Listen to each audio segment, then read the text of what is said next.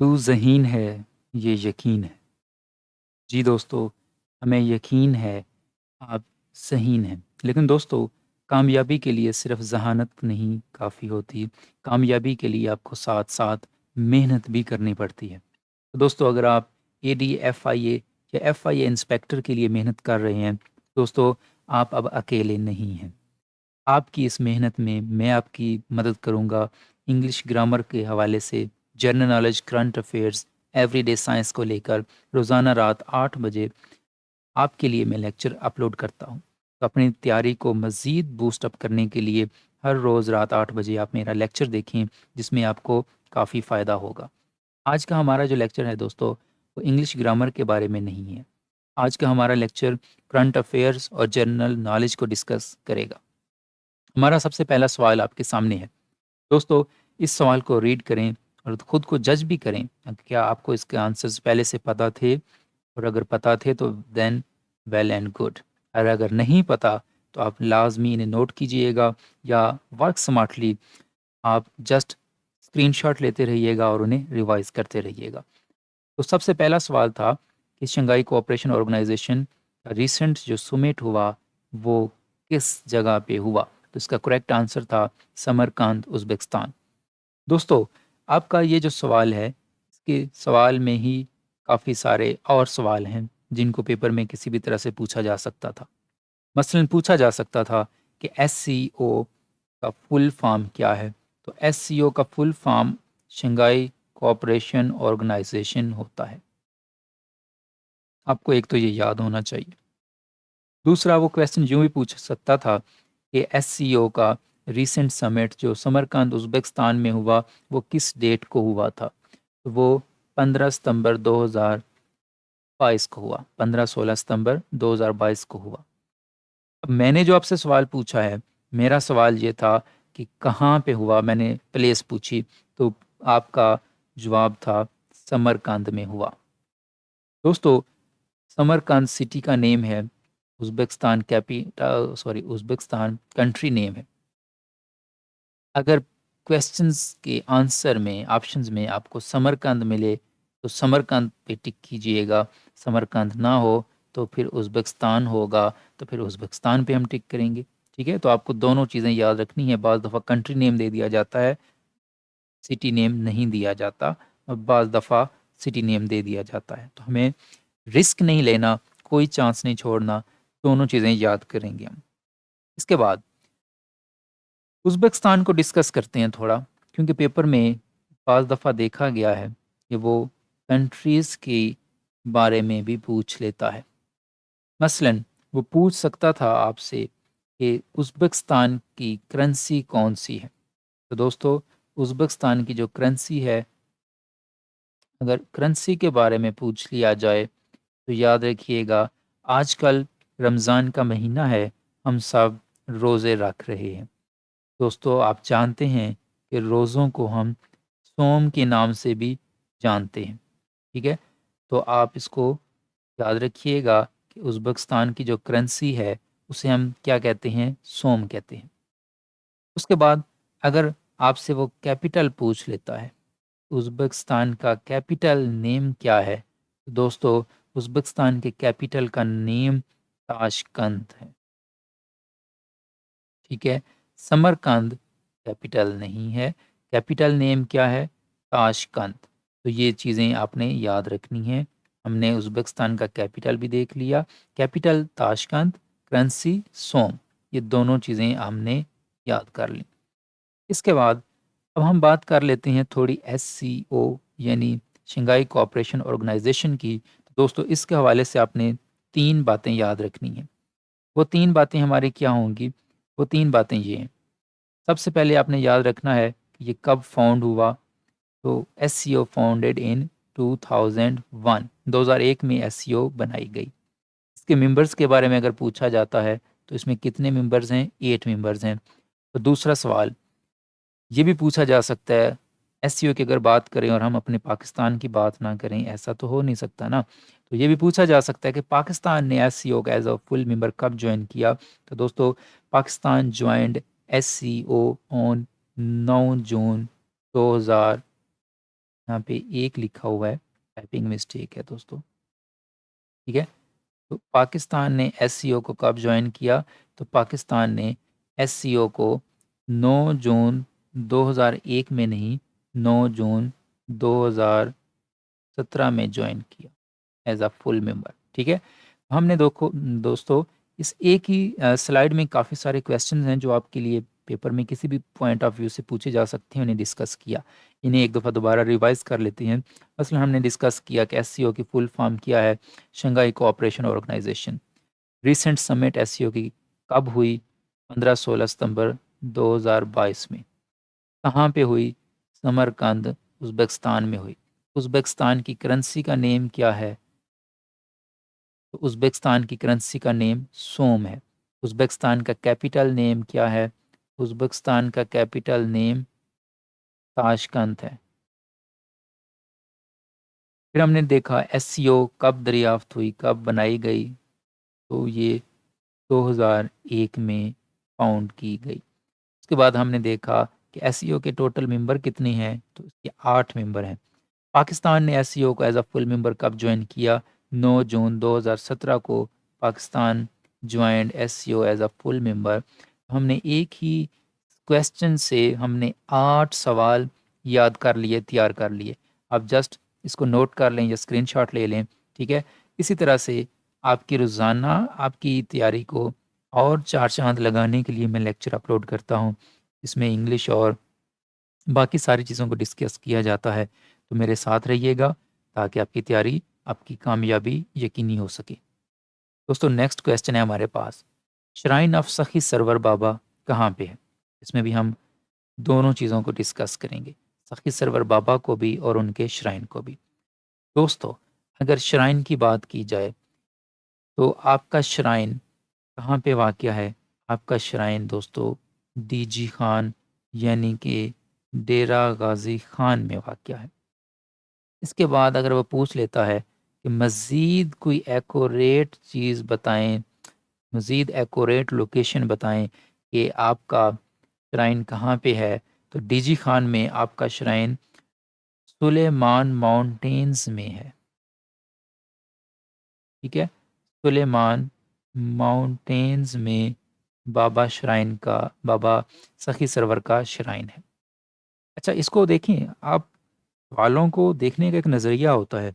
हम इसको पेपर में यूँ भी पूछ सकते हैं कि सुलेमान माउंटेन्स बताएँ जी कहाँ पे वाक़या है? तो सुलेमान माउंटेन्स कहाँ पे वाक़या हैं जी? सुलेमान माउंटेन्स डीजी खान में वाक़या है।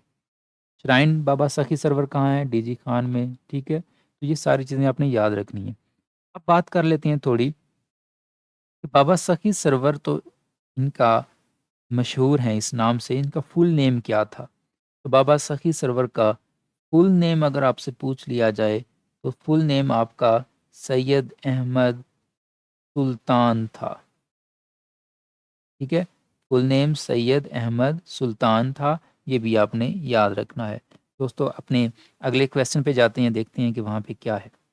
हमारा तीसरा सवाल है, which country passed a law that allows people over 16 years to change their gender? उस कंट्री का नेम बताएं जिसने अपने लोगों को जेंडर चेंज करने की इजाज़त दे दी है, ठीक है? तो हमारा इसका जो आंसर है दोस्तों वो है स्पेन। ये क्रिश्चियन कंट्री है, जिसमें मुस्लिम बहुत कम हैं, ठीक है?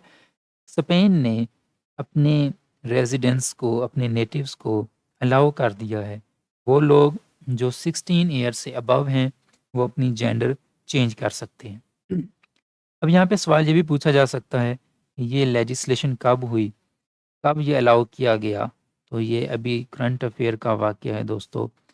16 फरवरी 2023 में ये लेजिस्लेशन की गई है कि वो लोग जो 16 साल से अबव हो चुके हैं, वो अपनी मर्ज़ी का जेंडर चेंज कर सकते हैं, ठीक है? इसके बाद नेक्स्ट क्वेश्चन पे चलते हैं दोस्तों। हमारा अगला सवाल है, who proposed that France create a statue to give to the United States? इसमें भी देखें तो इसमें काफ़ी सारे क्वेश्चंस हम देख सकते हैं कि स्टैच्यू ऑफ लिबर्टी की यहाँ पे बात हो रही है। ये यूनाइटेड स्टेट्स को दिया जाने की बात हो रही है। किसकी तरफ से दिए जाने की बात हो रही है, किस वजह से दिए जाने की बात हो रही है। तो इस एक ही सवाल में हम 4 सवाल डिस्कस कर रहे हैं। स्टैच्यू ऑफ लिबर्टी किसने दिया? फ्रांस ने दिया। किसको दिया? यूनाइटेड स्टेट्स को दिया। किस वजह से दिया? किस चीज़ की सेलिब्रेशन पे दिया? तो डेमोक्रेसी पर दिया गया था। तो एक ही सवाल में हमने देखें एक एनालिटिकल नज़रिए के साथ 4 क्वेश्चंस तैयार कर लिए। अब आते हैं इनके आंसर्स की तरफ। तो इसका आंसर ये है जी, आपके सामने स्टैच्यू ऑफ लिबर्टी की मूर्ति, ठीक है? इसको देख लें। तो स्टैच्यू ऑफ लिबर्टी को अमेरिका को देना चाहिए, वहाँ पे डेमोक्रेसी की जश्न के तौर पर। ये प्रपोज़ किसने किया? ये आइडिया किसने दिया था? तो दोस्तों, फ्रेंच हिस्टोरियन हैं एडवर्ड एडवर्ड डी लेबोलॉय। ये 1865 में इन्होंने आइडिया दिया कि फ्रांस को अमेरिका को एक स्टैच्यू ऑफ लिबर्टी देना चाहिए। अब 1865 में। अब दूसरा सवाल यहाँ पे हम ये देखेंगे, स्टैच्यू ऑफ लिबर्टी के हवाले से जितने सवाल पेपर में आ सकते हैं मैं सारे वो आपके साथ डिस्कस करूंगा, कोई सवाल रहेगा नहीं इंशाल्लाह। और अगर स्टैच्यू ऑफ लिबर्टी से कोई क्वेश्चन पूछा जाता है तो वो लाजमी आपका इन्हीं सवालों में से होगा। दूसरा सवाल ये पूछा जा सकता है कि इसको इसकी जो ये मूरत है, इसकी जो शक्ल है वो किसके ऊपर बनाई गई, किसको ज़हन में रख के बनाया गया? तो it was moulded after sculptures mother, ठीक है? जो बनाने वाला था उसने इसको बनाया अपनी माँ की शक्ल के साथ, ठीक है? यानी उसकी जैसी माँ की शक्ल थी, उसने वैसी ही इसको शक्ल दी। तो ऐसा माना जाता है, it was moulded after sculptures mother, ठीक है? बनाने वाले की माँ के छवि के साथ इसको बनाया गया है। अच्छा दोस्तों, हम वैसे तो डिस्कस कर रहे हैं जनरल नॉलेज को, लेकिन क्या करूं, इंग्लिश का बंदा हूं, मजबूरी है, रह नहीं पाता। यहाँ पे 2 वर्ड्स हैं दोस्तों, एक है स्कल्पचर और एक है स्कल्पचर। इन दोनों में डिफरेंस क्या है? आज दफ़ा स्पेलिंग्स का भी क्वेश्चन पेपर में पूछा जाता है कि करेक्ट स्पेलिंग बताएं, सेंटेंस में लिखा होगा। इनमें डिफरेंस क्या है? दोनों ही सही हैं, ये स्कल्पचर भी और ये भी सही है, दोनों ही सही हैं, कोई भी गलत नहीं है। तो फिर ये स्पेलिंग डिफरेंट क्यों है? उसका आंसर आपको मैं बता रहा हूँ। स्कल्पचर कहते हैं जो चीज़ बनाई जाए, जिस तरह हमारे सामने ये मूर्ति है, ठीक है? इसे हम स्कल्पचर कहते हैं। और स्कल्पचर TOR अगर लिखा हो तो उसका मतलब होता है जो उसको बनाने वाला है, यानी आर्टिस्ट की अगर बात की जाए तो फिर SCULPTOR स्कल्पचर, फिर ये स्पेलिंग लिखे जाते हैं। ओके दोस्तों, तो स्टैच्यू ऑफ लिबर्टी की हम बात कर रहे थे। अगर स्टैच्यू ऑफ लिबर्टी की बात करते हैं तो पेपर में समटाइम्स इसकी हाइट के बारे में भी क्वेश्चन पूछ लिया जाता है। स्टैच्यू ऑफ लिबर्टी की हाइट कितनी है? दोस्तों, अगर इसकी हाइट के बारे में पूछा जाए तो उसको देखें, यहाँ से लेके ये इसके पैरों तक की जो हाइट है वो 151 मीटर है, ठीक है? 151 मीटर है। लेकिन अगर पूछा जाए कि स्टैचू ऑफ लिबर्टी ज़मीन से कितना बुलंदी तक है, तो फिर आप इसकी इस स्टैचू की हाइट के साथ साथ इसका ये जो पेडिस्टल है इसको भी ऐड करेंगे तो इसकी जो टोटल हाइट हो जाएगी, यानी ये सारी हाइट की अगर बात की जाए तो वो कितनी है? वो 305 मीटर है, ठीक है? ओके, तो ये हो गई इसकी हाइट। उसके बाद एक और क्वेश्चन यहाँ से पूछा जा सकता है, सारे क्वेश्चन इंशाल्लाह डिस्कस करेंगे। ताकि कोई भी नंबर आपका कटे ना। ये पूछा जा सकता है कि ठीक है 1865 में प्रपोज किया गया, हमने ये आइडिया दिया गया, इसको ये कब बन के स्टैचू, ये जो मूर्ति है ये कब बन गई, कब मुकम्मल हुई? इसको बनने में दोस्तों 11 साल लग गए। ठीक है, 1865 में आइडिया दिया गया था और इस ये कंप्लीट हुई तो उस वक्त सन 1876 आ चुका था। 1876 में ये कंप्लीट होती है। अब जब ये कंप्लीट हो गई, अब इसको दिया जाना था किसको? यूएसए को। तो पेपर में ये क्वेश्चन भी पूछा जा सकता है कि यूएसए को ये स्टैचू ऑफ लिबर्टी कब दी गई? तो यूएसए को स्टैचू ऑफ लिबर्टी दी गई थी आपकी 17 जून 1885 में। ठीक है, 17 जून 1885 में यूएसए के हवाले ये स्टैचू ऑफ लिबर्टी कर दी गई। अच्छा, अभी भी एक सवाल और भी यहाँ से पूछा जा सकता है, उसको भी देख लेते हैं। वो ये कि न्यूयॉर्क में इसको नस्ब किया गया है। बाज़ दफ़ा पूछा जाता है कि स्टैचू ऑफ लिबर्टी कहाँ पे वाक़या है, कहाँ नस्ब की गई है? तो इसका जो करेक्ट आंसर है वो है न्यूयॉर्क। ठीक है, तो आगे चलते हैं, आगे देखते हैं कि आपके लिए और कौन से क्वेश्चंस पड़े। हमारा नेक्स्ट क्वेश्चन है दोस्तों, एलन मस्क। एलन मस्क का आपने नाम लाजमी सुन रखा होगा। Elon Musk lost his title richest person to Bernard Arnault. दोस्तों यहाँ पे भी इस एक सवाल में दो चीज़ें हम समझ सकते हैं। एक तो ये एलन मस्क जो थे उन्होंने लोस्ट किया अपना रिचेस्ट टाइटल किसको? बर्नार्ड आर्नल्ड को। तो ये क्वेश्चन जो भी पेपर में पूछ सकता है, पेपर में पेपर सेटर, कि एलन मस्क को किसने रिप्लेस किया है एज अ रिचेस्ट पर्सन, तो उसका करेक्ट आंसर होगा बर्नार्ड आर्नल्ड। दूसरा, दुनिया का रिचेस्ट पर्सन कौन है? तो दुनिया का रिचेस्ट पर्सन कौन है जी? Two Bernard Arnault. तो रिचेस्ट पर्सन कौन है? रिचेस्ट पर्सन भी फिर डेफिनेटली बर्नार्ड आर्नल्ड है। ठीक है, तो याद रखिएगा दुनिया का अमीर तरीन आदमी इस वक्त बर्नार्ड आर्नल्ड है।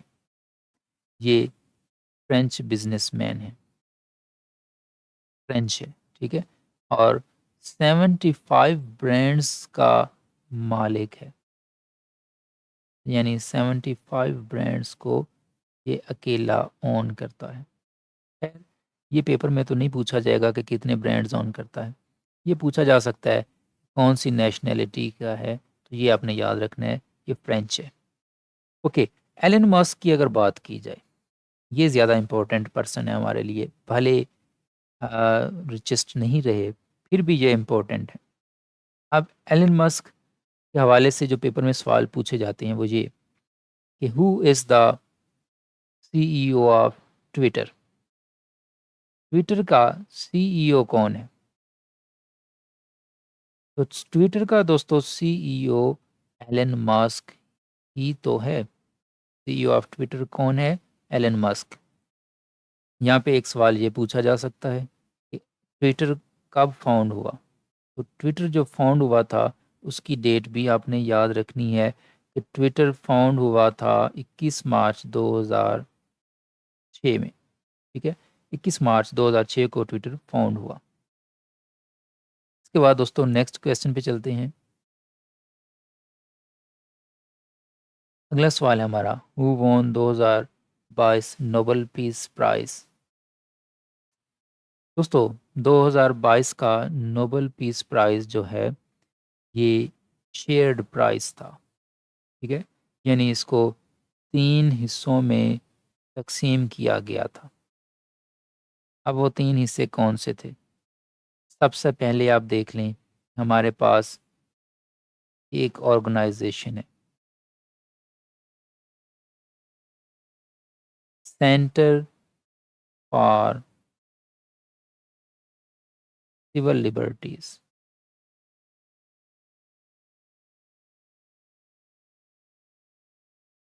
ठीक है, सेंटर फॉर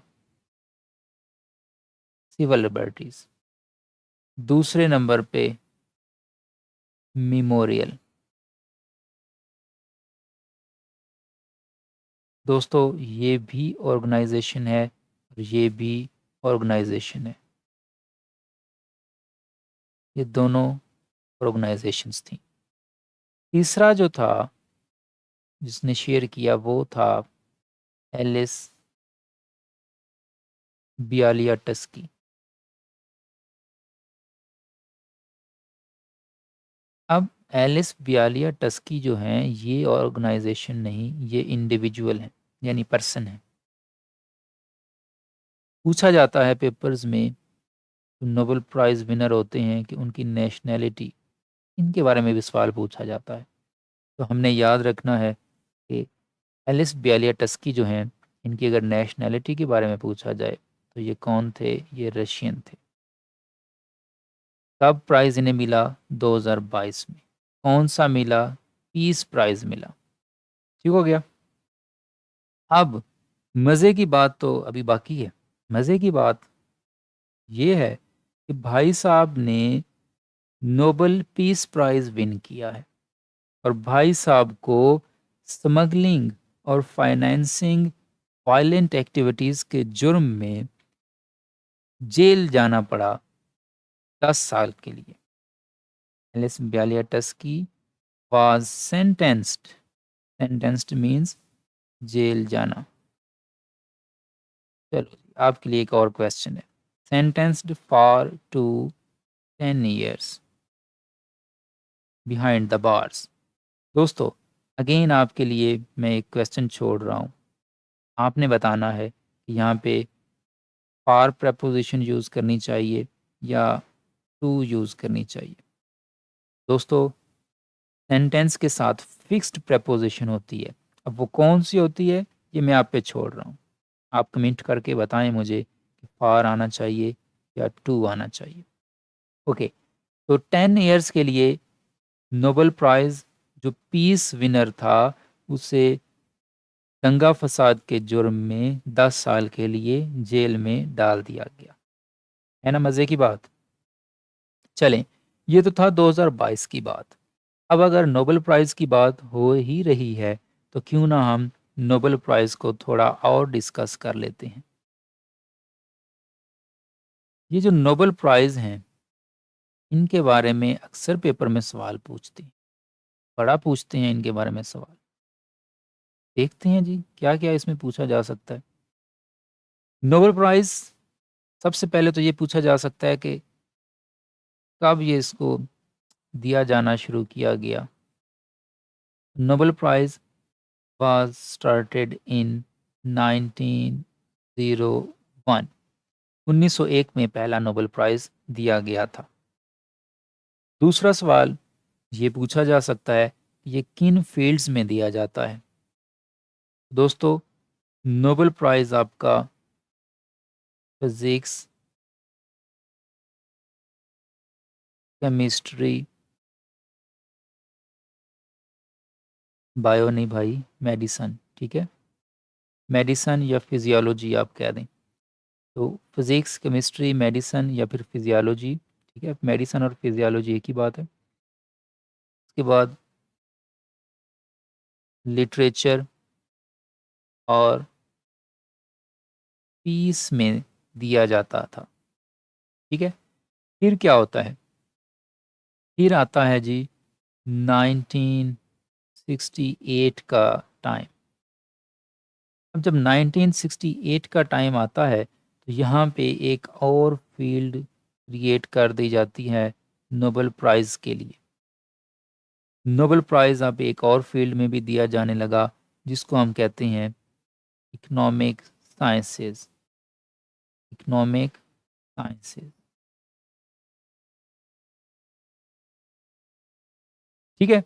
तो इन फील्ड्स में यानी physics, chemistry, medicine, physiology, literature, peace और इकोनॉमिक साइंसेज में नोबेल प्राइज़ डिस्ट्रीब्यूट किए जाते हैं। कब दिया गया सबसे पहले? सबसे पहले ये दिया गया था साल 1901 में। अब बाज़ दफ़ा पेपर में ये पूछा जाता है कि नोबेल प्राइज़ किस डेट को दिया जाता है। तो अगर वो आपसे डेट पूछता है तो ये दिया जाता है 10 दिसंबर को, ठीक है? 10 दिसंबर को नोबेल प्राइज़ दिया जाता है। अब जब नोबेल प्राइज़ की बात हो रही है, क्यों ना फिर पाकिस्तान की भी बात कर ली जाए। तो दोस्तों, नोबेल प्राइज़ अगर पाकिस्तान की बात की जाए तो आपने 2 चीज़ें याद रखनी हैं। क्या 2 चीज़ें याद रखनी हैं? यानी 2 पर्सन आपने याद रखने हैं। एक, नोबेल प्राइज़ दिया गया था डॉक्टर अब्दुल सलाम को, ठीक है? दूसरा किसको दिया गया था? जी, मलाला यूसुफ़ज़ई को। अब डॉक्टर अब्दुल सलाम को नोबेल प्राइज़ कब दिया गया? ये भी पेपर में पूछा जाता है। कब दिया गया? 1979 में दिया गया था। अच्छा, डॉक्टर अब्दुल सलाम को जो नोबेल प्राइज़ दिया गया था, वो शेयर्ड प्राइज़ था। किस-किस के साथ शेयर किया आपने इन प्राइज़ को? तो आपने 2 पर्सन्स के साथ अपना प्राइज़ शेयर किया था। अब वो 2 पर्सन कौन से हैं? एक का नाम था शेल्डन, शेल्डन ग्लासगो, ठीक हो गया? दूसरा पर्सन जिसके साथ सन 1979 का प्राइज़ शेयर किया गया था, उसका नाम था स्टीवन वीनबर्ग, ठीक है? दूसरा पर्सन जिसके साथ नोबेल प्राइज़ शेयर किया, उसका नेम स्टीवन वीनबर्ग था। इनके साथ डॉक्टर अब्दुल सलाम ने सन 1979 का जो प्राइज़ था फिज़िक्स में दिया गया, शेयर किया था। दोस्तों, यहाँ पे एक क्वेश्चन और भी बन सकता है, वो ये कि डॉक्टर अब्दुल सलाम के हवाले से पूछा जा सकता है कि ये पाकिस्तान में कहाँ से बिलॉन्ग करते थे। तो डॉक्टर अब्दुल सलाम जो है, इनका जो आबाई इलाका था, वो पाकिस्तान का इलाका झंग, ठीक है? आप झंग के रहने वाले थे। 1996 में आपकी डेथ हो जाती है। उसके बाद आते हैं हम दूसरे पाकिस्तानी नोबेल प्राइज़ विनर की बात करते हैं, जो कि हैं मलाला यूसुफ़ज़ई। मलाला की बात की जाए तो मलाला को नोबेल प्राइज़ मिलता है दोस्तों 2014 में। आपने भी प्राइज़ शेयर किया था एक इंडियन के साथ, ठीक है? जिसका नेम है कैलाश, ठीक है? कैलाश के साथ आपने नोबेल प्राइज़ शेयर किया था। कैलाश का पूरा नेम अगर लिखा जाए तो वो ये है जी, कैलाश सत्यार्थी।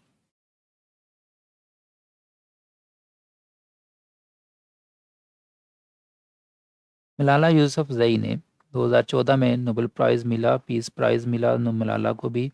शेयर्ड था किसके साथ? कैलाश सत्यार्थी जो कि इंडियन है, ठीक है? तो इनके साथ आपने प्राइज़ शेयर किया था।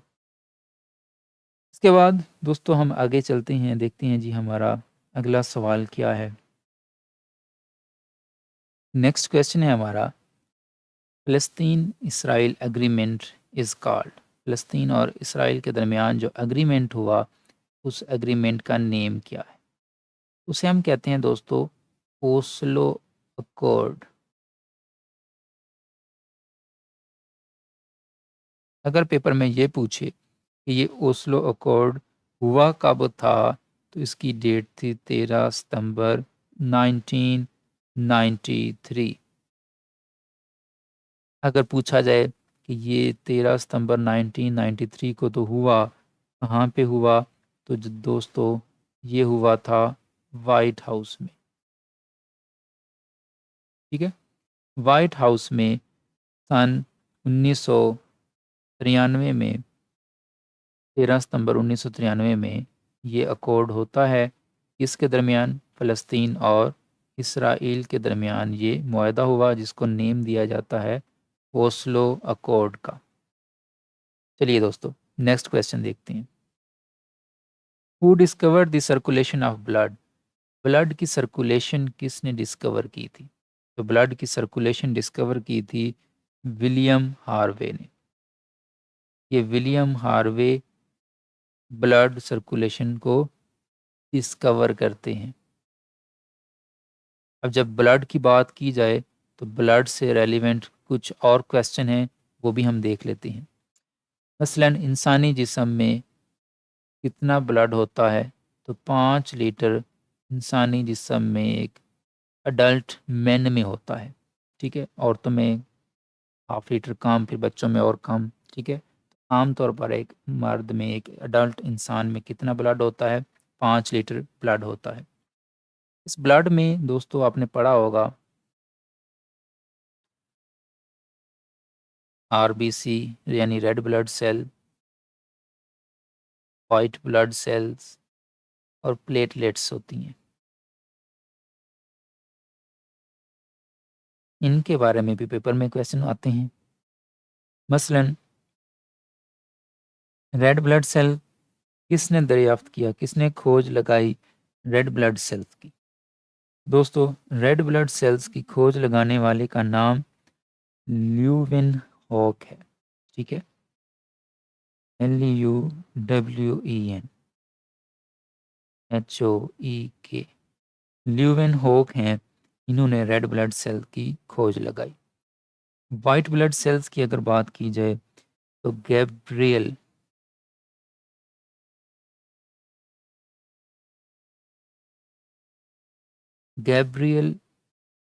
एंड्रल जो हैं, इन्होंने वाइट ब्लड सेल की खोज लगाई।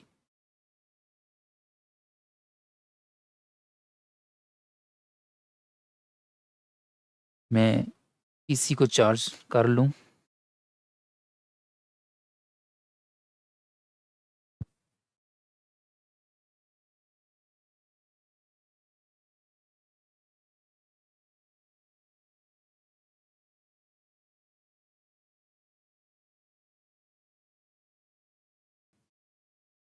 रो बिजोरो। प्लेटलेट्स किसने डिस्कवर किए? जूलियो बिजोरो ने डिस्कवर किए। वाइट ब्लड सेल्स किसने डिस्कवर किए? तो वाइट ब्लड सेल्स हमारे गैब्रियल आंड्रल ने डिस्कवर किए।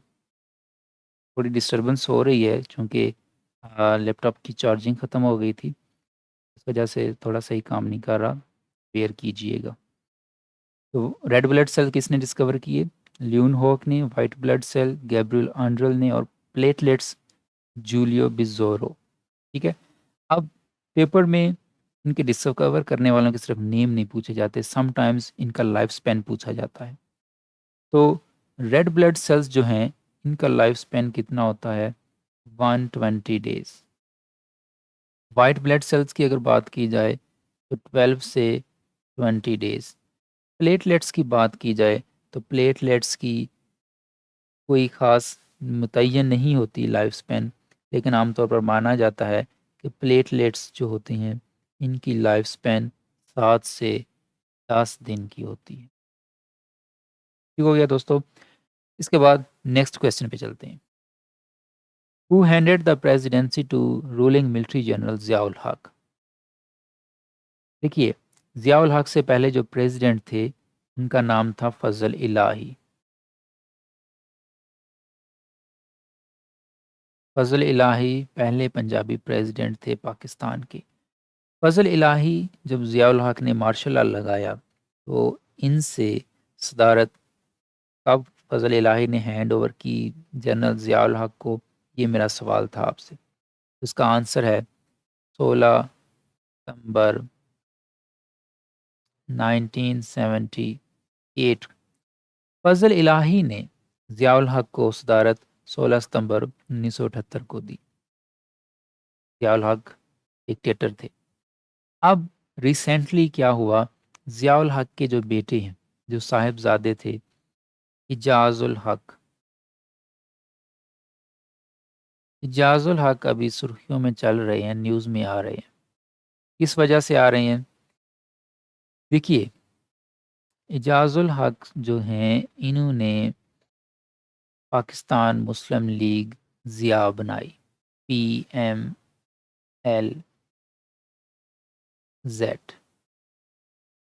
ये PMLZ के सरबराह हैं। अभी 19 जून को आपने क्या किया, 19 जून नहीं, जून तो आया ही नहीं, मार्च, 19 मार्च 2023 को इजाज़ुल हक ने अपनी पार्टी PMLZ को मर्ज कर दिया है, किस में, PTI में। ठीक है, PTI में। ओके, तो नेक्स्ट स्लाइड पे चलते हैं। Rawalpindi and Islamabad are given water from which dam. ठीक है, रावलपिंडी और इस्लामाबाद को दोस्तों ट्विन सिटीज़ के नाम से भी जाना जाता है। इसके अलावा इन्हें सिस्टर सिटीज़ के नाम से भी जाना जाता है। इन दोनों सिटीज़ को पानी कहाँ से दिया जाता है, कौन से डैम से दिया जाता है? तो डैम जो है वो बताना है आपने। तो दोस्तों खानपुर डैम से इस्लामाबाद और पिंडी को पानी दिया जाता है। ये खानपुर डैम कौन से दरिया पर है, अगर ये पूछ लिया जाए तो हारो रिवर पर खानपुर डैम वाक़या है, हारो रिवर। ठीक है, नेक्स्ट स्लाइड पे चलते हैं। Who is the current president of world bank? इस वक्त वर्ल्ड बैंक के प्रेसिडेंट कौन हैं? इस वक्त वर्ल्ड बैंक के प्रेसिडेंट जो हैं उनका नाम है जी डेविड मालपास। आपने सुना होगा अभी कुछ दिन पहले जो बाइडेन जो हैं उन्होंने अनाउंस किया था, उन्होंने नॉमिनेट किया है अजय बंगा को। जो बाइडेन अमेरिकन प्रेसिडेंट ने अजय बंगा को नेक्स्ट प्रेसिडेंट अनाउंस किया है वर्ल्ड बैंक के लिए। लेकिन अभी अजय बंगा प्रेसिडेंट नहीं है इस वक्त तक, यानी आज 24 मार्च 2023 तक डेविड मालपास ही प्रेसिडेंट हैं वर्ल्ड बैंक के। ये वर्ल्ड बैंक का जो प्रेसिडेंट होता है इसका टेन्योर दोस्तों होता है 5 साल के लिए। ठीक है, और डेविड मालपास का जो टेन्योर है एज अ प्रेसिडेंट वो स्टार्ट हुआ था 9 अप्रैल 2019 में। अभी इनका टाइम पड़ा है। ठीक है, इनके बाद नॉमिनेट किया गया है अजय बंगा को, लेकिन अभी तक करंट प्रेसिडेंट वर्ल्ड बैंक के जो हैं वो डेविड मालपास ही हैं। तो दोस्तों आज के लिए जस्ट इतना ही। मैं उम्मीद करता हूँ कि आपको लेक्चर काफ़ी अच्छा लगा होगा। अपनी तैयारी को मज़ीद बेहतर से बेहतर करने के लिए मेरे साथ जुड़े रहिए, चैनल को सब्सक्राइब करें ताकि मिलकर आगे बढ़ें। ठीक है, अपना ख्याल रखिएगा। अल्लाह।